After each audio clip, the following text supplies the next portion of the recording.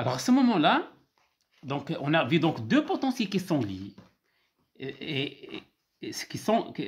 Deux potentiels qui sont, pardon, qui sont liés et un cas général de potentiels qui sont non liés. On n'a pas encore donné d'exemple. L'exemple sera l'émergence. Ça sera après.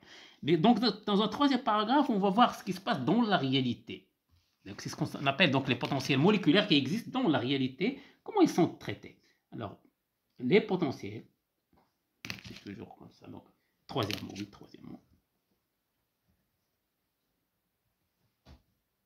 Les potentiels moléculaires.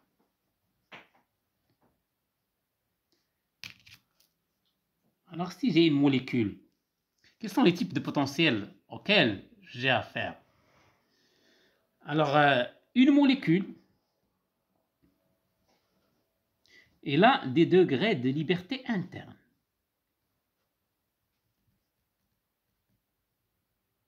Alors, ces degrés de liberté, nous, on va traiter les degrés de liberté interne de la molécule et le degré de liberté externe aussi de la molécule lorsqu'elle se déplace dans le milieu, que ce soit un fluide ou un gaz ou un solide. Mais ces degrés de liberté interne, ils sont très importants. Alors, le premier degré interne qu'on va voir, qui est celui de la vibration. Et là, on a déjà l'exemple. Donc ça, c'est une molécule. Supposons que c'est une molécule diatomique. Et là, vous avez donc... il peut vibrer donc autour de sa position d'équilibre. Les deux atomes peuvent vibrer, mais c'est toujours la même molécule. Donc c'est un degré de liberté interne de vibration. Et là, il fait introduire deux atomes. Alors, ce degré de liberté-là, il va introduire une expression dans le potentiel. On va voir après. Donc, pour le moment, on va parcourir les degrés de liberté qu'on a. Il y a la vibration, il y a aussi ce qu'on appelle le degré de liberté de rotation. D'oscillation, de rotation, si vous voulez. Oscillation et rotation. Et ça, c'est un degré qui existe lorsque j'ai un atome sous cette forme-là, avec un angle θ, et donc il peut s'ouvrir ou se fermer, et donc il y aura une oscillation en faisant varier cet angle θ. Et là, c'est un cas de trois atomes. Il y a un autre cas encore plus compliqué. Lorsque j'ai un atome comme ça, il y a un axe comme ça, et j'ai un atome là, un atome ici, un atome ici. Et ces trois atomes peuvent tourner autour de cet axe-là. Donc, je vais faire un axe de rotation comme ça. Oui. Donc, ils peuvent tourner autour de cet axe. Ça s'appelle une torsion, degré de liberté de torsion. C'est 4 atomes dans ce cas.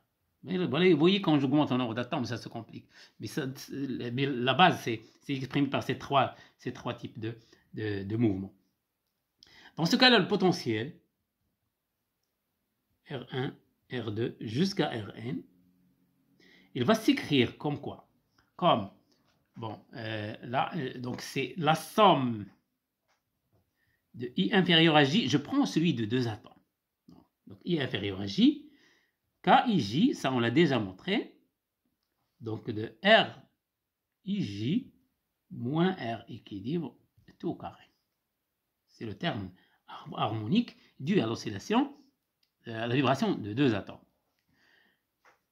Plus, donc je mets ici, un terme à trois atomes. Donc ça sera la somme sur les I inférieur à J inférieur à K. Oui, je garde cet ordre-là pour ne pas faire de répétition. Sinon, je fais le facteur de 1,5 ici, le facteur de 1/6 ici, donc avec les différentes répétitions. Alors là, déjà là, il y a 1/2, c'est 1/2 de K. Oui, c'est 1/2 de K. Et là, il y a aussi un facteur de 1/2, ça sera annoncé comme un oscillateur harmonique, donc un potentiel, au lieu de la grandeur translation, j'ai la grandeur rotation. Donc autrement dit, j'aurai un θ, si vous voulez cet angle-là, si c'est, oui, moins θ équilibre, si vous voulez, le tout au carré. Et ce sera θ et J. En supposant que ça c'est l'atome I, ça c'est l'atome J, Mais là, il y a un atome K. Donc, ça sera K, la somme. Non, c'est pas le K, ça, c'est juste une constante que j'appelle A. Pardon. A. Ce sera AIJ. IJK, il dépend de K aussi. Mais l'angle, c'est entre I et K et J et K. Donc, je l'appelle θ IJ. Oui, si vous voulez, je mets ici θ IJ. Voilà. Donc, c'est aussi un terme harmonique aussi. Mais angulaire. Plus le dernier terme, I inférieur à J inférieur à K. Là, j'ai besoin de 4 atomes donc, pour faire ce terme-là. Et je mets un coefficient BIJKL comme j'ai fait ici. Mais là, c'est... Quand je tourne, là, vous voyez bien que c'est périodique. Là, il y a une fonction périodique. Donc, quand ça revient à sa place après un tour, c'est périodique. Ce qui justifie la présence d'un cosinus ici. Et n fois phi, l'angle, plus une phase, delta. En général, c'est la forme. C'est la forme générale. Là, la forme IJK ici. Bien. Donc ça, c'est de manière générale théorique. Mais dans la pratique, donc forme théorique générale, dans la pratique, dans la pratique, on essaye d'éviter les complexités. On essaye de simplifier. En adoptant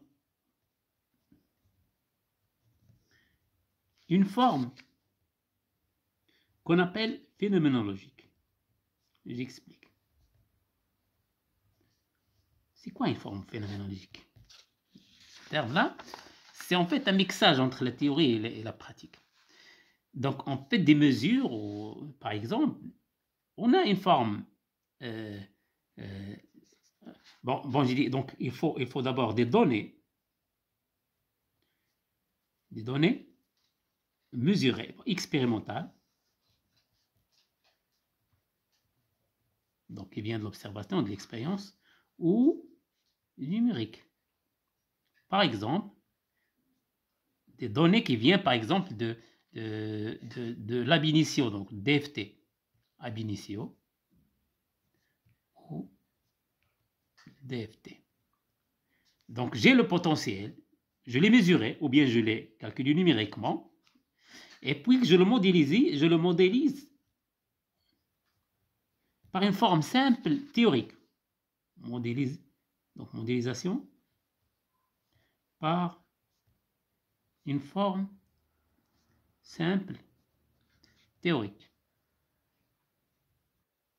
Donc, sans rentrer dans ces détails, je dis j'ai le potentiel, je dis que ça va être exponentiel ou ça va être logarithmique, etc. J'essaie de donner une forme simple théorique avec des paramètres. J'essaie de donner des formes de paramètres, comme par exemple, supposons que j'ai un potentiel qui est cette forme-là. Je vais le modéliser avec Morse et j'essaie de régler ces paramètres de façon que ça colle avec l'expérience. Le D0, le R équilibre, j'essaie que ça colle avec l'expérience. J'ai deux paramètres à régler ici. Parfois, c'est plus. Donc, modélisé par une forme théorique simple avec des paramètres ajustables pour être compatible avec l'expérience. Voilà ce qu'on appelle phénoménologique.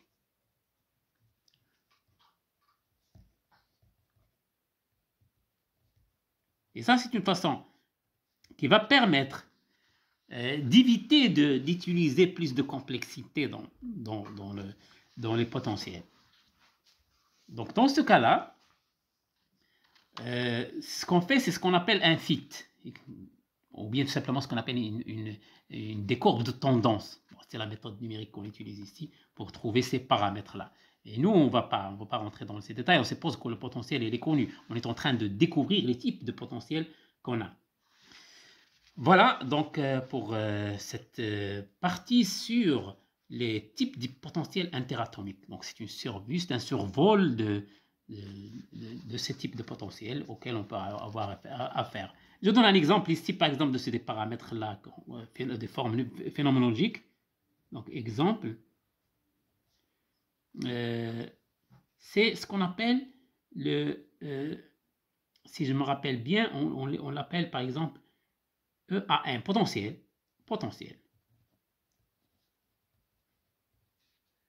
EAM. C'est un potentiel qui est adopté, toujours phénoménologique, avec une forme bien déterminée, avec des paramètres qu'on détermine, adoptés pour, par exemple, les métaux. Parfois, on adopte même l'émergence, qu'on va voir, parce qu'il est plus simple. On essaie d'ajuster ces paramètres. Donc, exemple, ou l'émergence, donc avec paramètres ajustables, l'émergence.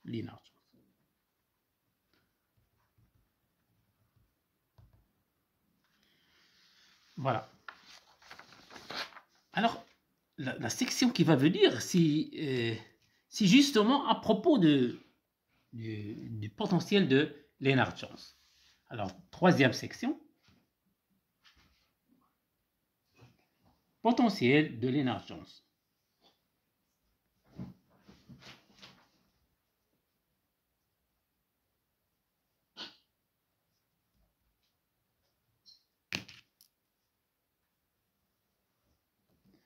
Alors, ce potentiel-là, on va un peu le voir de près. Je donne d'abord la forme. Alors, il est utile, ce potentiel-là, ce potentiel a montré beaucoup de succès dans l'application, surtout au fluide, dans l'application au fluide plus spécialement.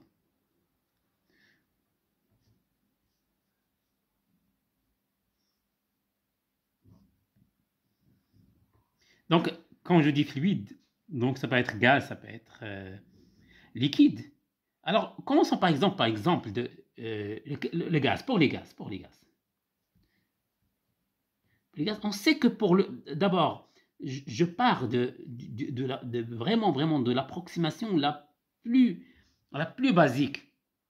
C'est l'approximation du gaz parfait. Là, on suppose que le U entre toutes les particules, donc R1, R2, jusqu'à Rn, égale pratiquement 0. Donc, il n'y a pas d'interaction. Donc, si vous avez des molécules des atomes qui sont dispersés comme ça, on va supposer qu'il n'y a pas d'interaction.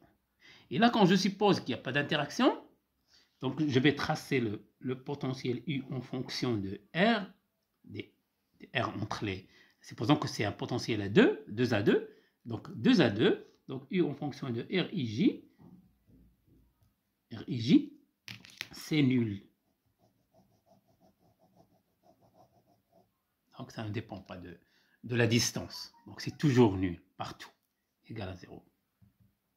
Partout. Ce qui veut dire que là, il y a un problème parce que vraiment, quand on a traité ces gaz parfaits avec la statistique, donc la physique statistique, on avait supposé que, par exemple, chaque molécule, il a à sa disposition tout le volume V. Et il y a des termes en V qui apparaissent. Et là, vraiment, il y a un problème parce que c'est pas juste. Parce que si cet atome-là, il voit le volume V, le deuxième atome, il voit le volume V moins le volume de cet atome. Parce qu'il ne peut pas rentrer dans l'autre atome. Et la même chose pour l'autre. Chaque atome, il voit un volume qui est à ses dispositions moins le volume occupé par les autres. Ce qui veut dire que quand tu dis gaz parfait, tu supposes que cet atome-là, il vient et il passe dans l'autre atome sans aucun problème. Oui, mais cette approximation-là, il n'est vrai que si vraiment la densité est très faible. Donc vrai, si la densité, bon, c'est pas vrai, mais approximativement vrai, si la densité est très très faible. Donc, mais si il y a une densité acceptable et notable des atomes dans ce volume-là, donc on sera obligé de tenir compte des interactions. Et dans ce cas-là, on va passer à une autre approximation, pas de gaz parfait, mais on l'appelle approximation de sphère dure, qu'on appelle gaz, dans l'approximation, ce qu'on appelle approximation des sphères dures.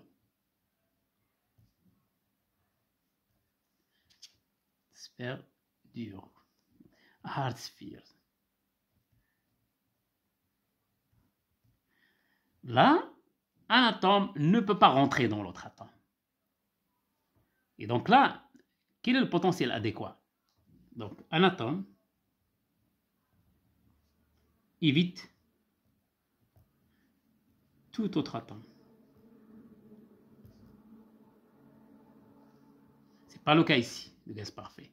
Alors, dans ce cas-là, si je vais essayer de tracer le potentiel, U de RIJ en fonction de RIJ, c'est 0 quand l'atome est loin. Il n'y a pas toujours d'interaction, il n'y a pas d'interaction. Mais une fois on arrive à un R0 qui est juste le rayon de cet atome, de la première atome, donc vraiment le potentiel, bon, c'est dur, donc ça devient un mur ici. Donc autrement dit, c'est un potentiel infini ici. Et R0 est très petit, mais ça c'est déjà différent de ça. Donc là, il y a un potentiel infini, autrement dit, que si j'ai un atome là et un atome là, j'ai un atome R0, un rayon R0, et cette distance-là, c'est une distance RIJ.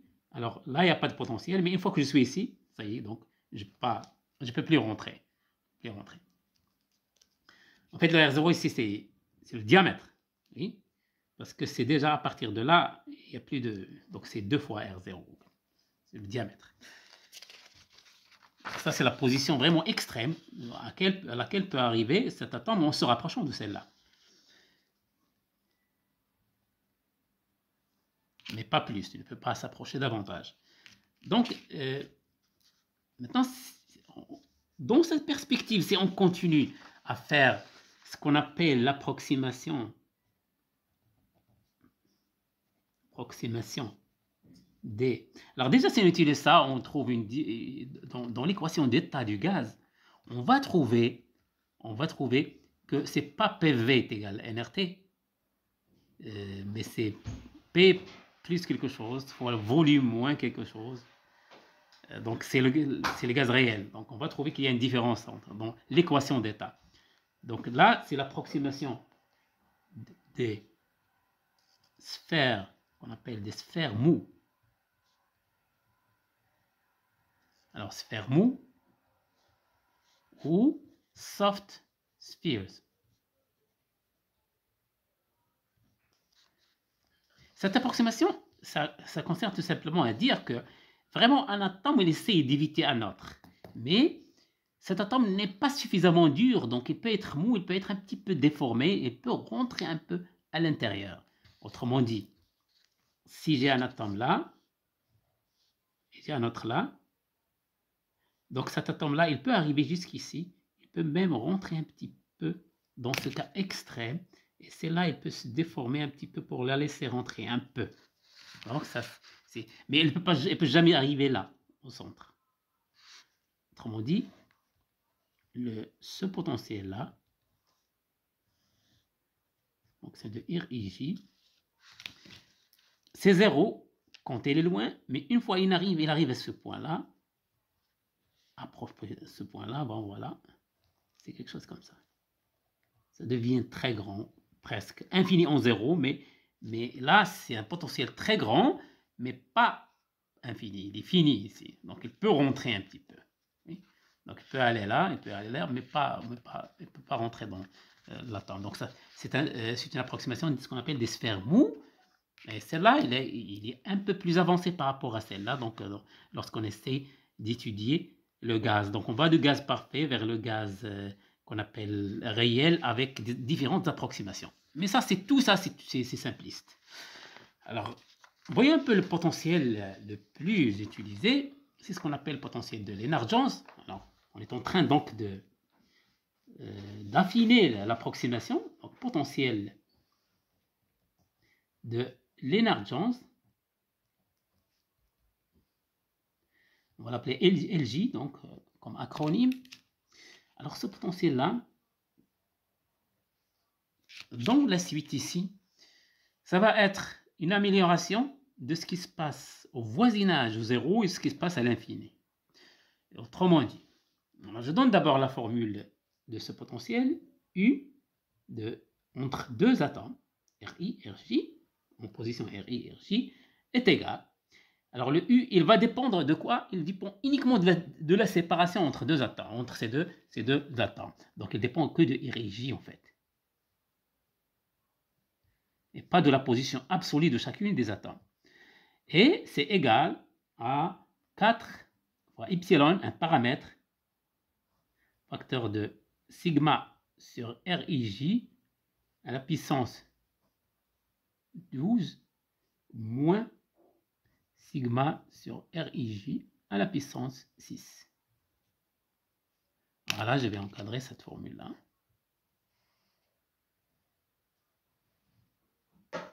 Si le potentiel type dans lequel on teste, avec lequel on teste l'algorithme qu'on va adopter pour la dynamique moléculaire. Donc, je rappelle toujours que le RIJ, c'est RI moins RJ. Et le RIJ comme ça, sans vecteur, c'est juste le module de RI moins RJ. Voilà. Je donne la forme de ce potentiel. La forme de ce potentiel pour la comparer avec ce qu'on vient de voir. Alors, le U de RIJ en fonction de RIJ égale. Voilà ce qui se passe. On a toujours un potentiel qui est infini ici. Vous voyez là, c'est quand voilà, je vais essayer d'expliciter les différentes parties, ce qui existe. Alors, j'ai une partie. Lorsque R devient très grand, d'abord, je vais retenir l'un ou l'autre. Si R est très grand, donc il y a une décroissance en RJ à la puissance 6 et une décroissance en RJ à la puissance 12. Donc RJ à la puissance moins 12. Donc ça, c'est ce qui va l'emporter. Donc c'est ça, l'emporte. C'est un potentiel avec un signe moins, donc potentiel attractif à longue distance. Donc partie attractive à longue distance.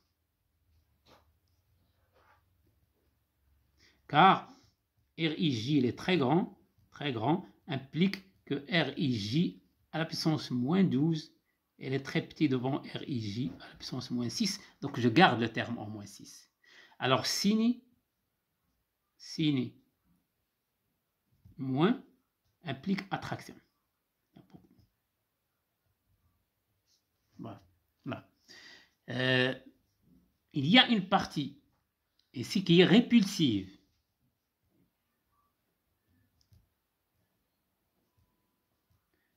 Répulsive qui est à donc c'est le moins 12, autrement dit le RIJ maintenant il est très petit. Bon, 1 implique le moins 12, RJ moins 12, il va être très grand devant RIJ moins 6, parce que maintenant je divise par RIJ la puissance 12, quelque chose de très petit ça devient très grand quand je divise, et donc là ça va être que ça c'est l'emporte, qu'elle emporte, donc cette partie là elle va être négligeable, donc à courte distance, partie répulsive à courte distance,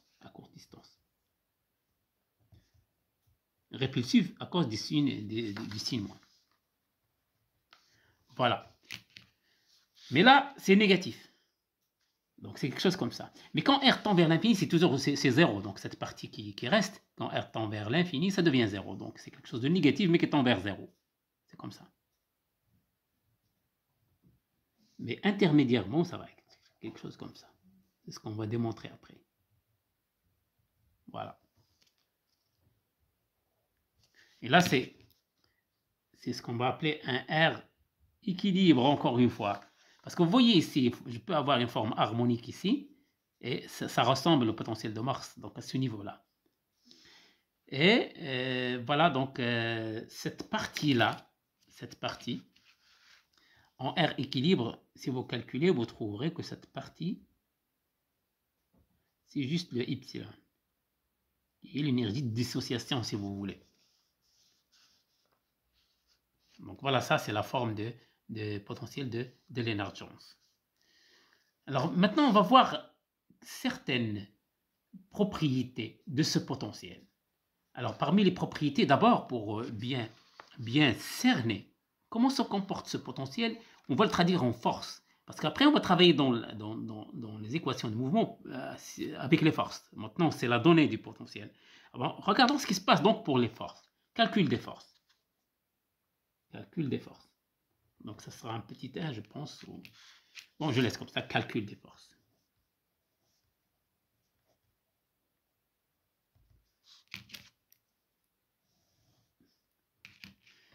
Bon, on sait que la force exercée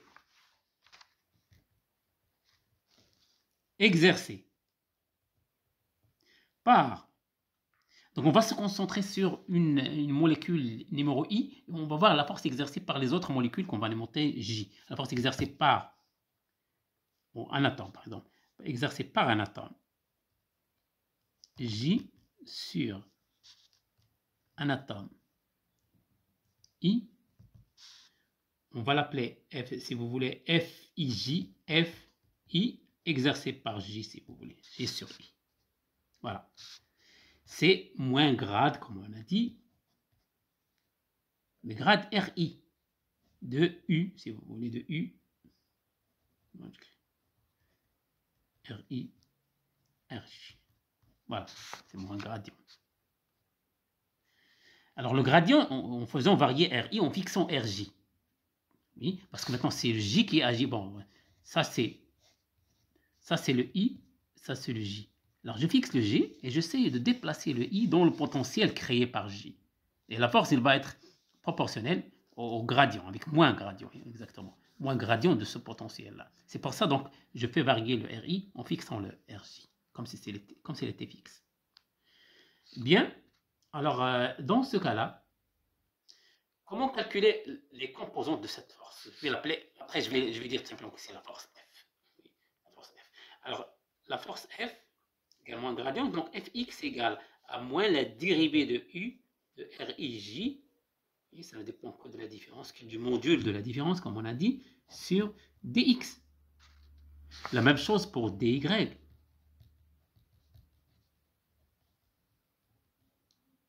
Sur dy et fz égale à moins d de u rij sur dz. Alors on commence d'abord par le fx égale moins d de u sur dx.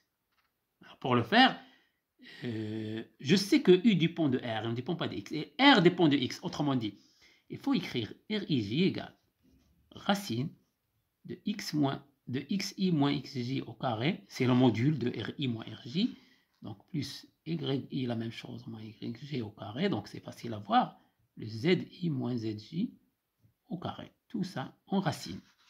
Donc ça c'est là où apparaît le xi par rapport à rj. Donc il est commode de diviser rij par de dériver par rapport à rij parce qu'il dépend de rij, comme vous voyez, et de composer en dérivant rij par rapport à xi. Donc voilà, donc on fait en chaîne. Donc, et ça c'est quoi donc ce terme-là? On va le calculer d'abord. drij sur dxi, c'est quoi? C'est racine d'une fonction de x. Racine, donc c'est f' sur 2. Sur 2f. De f. F c'est ri. C'est 2 racines, donc 2 racines c'est ça. De ri. Donc je vais pas le... Et là, la dérivée de ça maintenant. La dérivée de f'. Donc f' c'est ça. C'est 2 fois xi moins xj. Voilà, ça c'est la dérivée. Donc il suffit d'éliminer le 2 maintenant. Ce qui implique que maintenant que le fx égale moins ça, et je dérive ça. Donc moins xi moins xj sur rij fois 4 epsilon, et j'essaye de dériver. Alors je dérive ça en fonction. Ça, donc ça c'est sigma rij à l'absence moins 12 si vous voulez. Oui, donc pour simplifier, donc je fais moins d sur drij de sigma 12 r Donc, j'ai mis le RIJ pour simplifier. Moins 12, moins sigma moins 6, R moins 6. Alors, j'essaie d'aller étape par étape dans ce calcul. Alors, Fx égale, donc, moins 4 epsilon fois xi moins xj sur RIJ, ici. Maintenant, je peux me remettre le ij sans problème. Et j'essaie de dériver là. Pardon, le moins, je l'ai déjà, mais à l'extérieur. Donc, ça, c'est plus. Donc, dériver de ça. Alors, j'essaie de dériver ça. Alors, facteur de sigma 12. Alors, la dérivée de R à la puissance moins 12, c'est moins 12, R à la puissance moins 13. Donc, sigma 12, R moins 12 à la puissance... Bon, moins 12 fois R moins 13. Et de l'autre côté, j'ai moins sigma moins 6, et j'ai moins 6, R à la puissance moins 7. Voilà. Ce qui veut dire que j'ai, en fin de compte, alors le moins, je vais rentrer à l'intérieur. Qu'est-ce que je vais avoir? Bon, j'essaye de remettre ça sous cette forme. RIJ. Alors le RIJ, je vais le rentrer dedans. Oui, je vais le rentrer dedans. Et j'ai le 4 là qui reste, le 4 qui va rester. Le Y qui reste. Oui, c'est pas grave. Et le RIJ, je vais le rentrer dedans. Alors là, j'ai moins 12. Donc le moins, ça sera 12. Sigma 12. R moins 14. Moins sigma moins 6. Donc maintenant, ça devient moins moins. Donc il y a un signe moins qui rentre. Sigma moins 6. Et R, avec le R qui rentre, moins 8. Voilà. Voilà. Alors là, ce que je vais faire, c'est quoi? C'est j'ai R moins 14. Je veux quelque chose comme ça, avec la même puissance. Donc, je peux ajouter un sigma à la puissance 2, donc ça devient sigma 12, et un sigma à la puissance 2 ici, ça devient... là, pardon, ici c'est plus 6, parce que c'est sigma 12, oui, c'est plus 6. Là, c'est plus 6. Donc, sigma, ça devient sigma 8, oui, pour pouvoir combiner. Et donc, ça devient, avec 4 epsilon xi moins xj, facteur de 12. Alors, ça sera donc sigma sur R ij à la puissance 14. Voilà. Ça, c'est à la puissance 14. Mais sigma à la puissance 14, il faut diviser par sigma carré. Parce que de même, je vais le faire de l'autre côté aussi. Moins sigma, donc, bon, il y a 6, si j'ai oublié un 6. Moins 6. Moins 6 sigma sur R ij à la puissance 8. Avec le carré, oui, ça devient, ça reste le sigma 6, c'est bon, c'est comme ça, c'est bon. Et là, je vais aussi factoriser par un 12. C'est juste, je peux laisser comme ça, mais sinon je factorise, ça devient 48 epsilon facteur de xi moins xj sur sigma carré, facteur de sigma sur r ij, pardon, 14 moins 1 demi. Sigma sur RIJ à la puissance 8. Voilà donc la composante X. Maintenant, la composante Y. De même. Pourquoi j'ai de même? Parce que, comme vous voyez, R ici, c'est symétrique. La dépendance de X ou la dépendance de Y, ça va être de la même manière. Et donc, de manière symétrique, je peux dire que f Y est égal à 48 epsilon xi moins x, pardon, yi moins yj sur sigma carré, facteur de ce même facteur là, je vais le mettre là, puissance 14 moins 1 demi sigma sur rij à la puissance 8. De même fz, c'est la même chose, zi moins zj sur sigma carré, facteur de sigma ici sur rij de 14 moins 1 demi sigma sur rij 8. Voilà. Maintenant, si j'essaye de faire f, le vecteur, je vais essayer d'écrire de façon compacte tout ça. F est égal à fx, si vous voulez, EX plus FY EY plus FZ EZ. Et donc, le F, c'est tout simplement, je vais factoriser ce qui est à factoriser. Donc, ce qui est à factoriser, c'est juste le 48 epsilon sur sigma carré. Quoi encore? Et tout ça. Sigma sur RIJ. 14 moins 1 demi.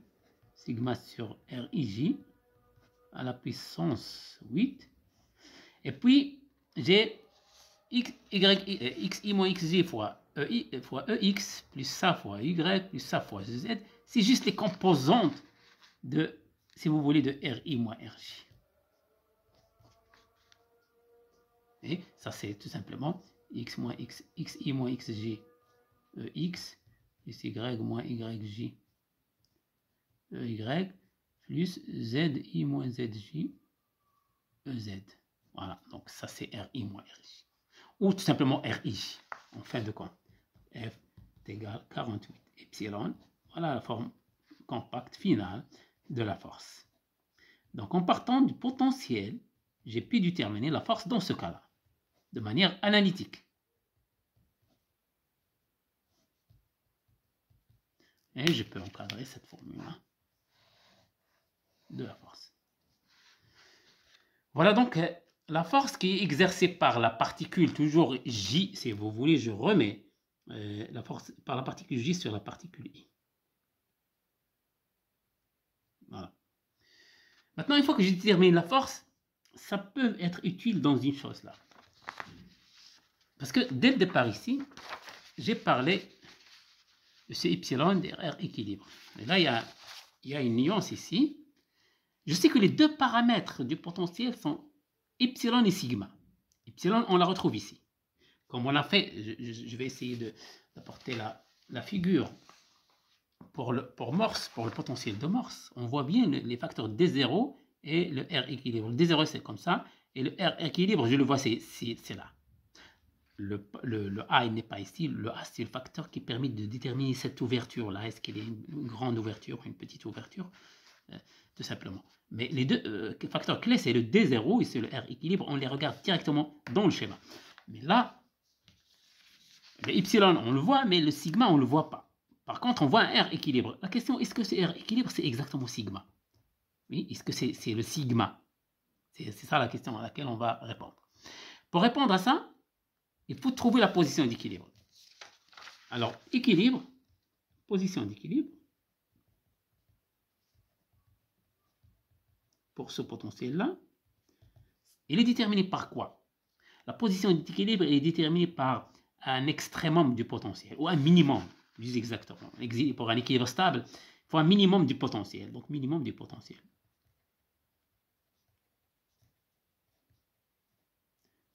Le problème, c'est quand on dit minimum de potentiel, c'est-à-dire que sa dérivée est nulle. Mais la dérivée du potentiel est nulle. Dérivée par rapport à quoi? Et la dérivée du potentiel est nulle. Dérivée par rapport à quoi? Est-ce que c'est par rapport à x, ou à y, ou à z? C'est dérivé par rapport à tout le vecteur. Mais cette dérivée-là, c'est exactement ce qu'on appelle le gradient. Ça, c'est le gradient parce que c'est dérivé dans toutes les directions. Autrement dit, c'est dans l'espace. C'est un minimum dans l'espace. C'est un minimum par rapport à cette direction, par toutes les directions de l'espace. Et donc, c'est tout simplement la force. Donc, dire que la dérivée est nulle, c'est dire que la force est nulle. Alors, minimum, c'est tout simplement force égale 0. Oui, donc c'est pour ça qu'on n'a pas pu déterminer ici la position d'équilibre juste à partir de ce champ scalaire. Mais il me faut le champ vectoriel qui est la force, qui est égal à 0. Et ça, je peux le faire là. Donc, position d'équilibre, maintenant, je peux la déterminer. Je dis F égale à 0 implique que sigma sur RIJ, si vous voulez, puissance 14 moins 1 demi, sigma sur RIJ, la puissance 8 égale 0. Je peux éliminer une puissance déjà, donc en faisant se passer de l'autre côté, donc sigma sur RIJ à la puissance égale à 1 demi sigma sur RIJ. Alors j'élimine le 8, donc là il reste 0, c'est 1. Et là il reste 6.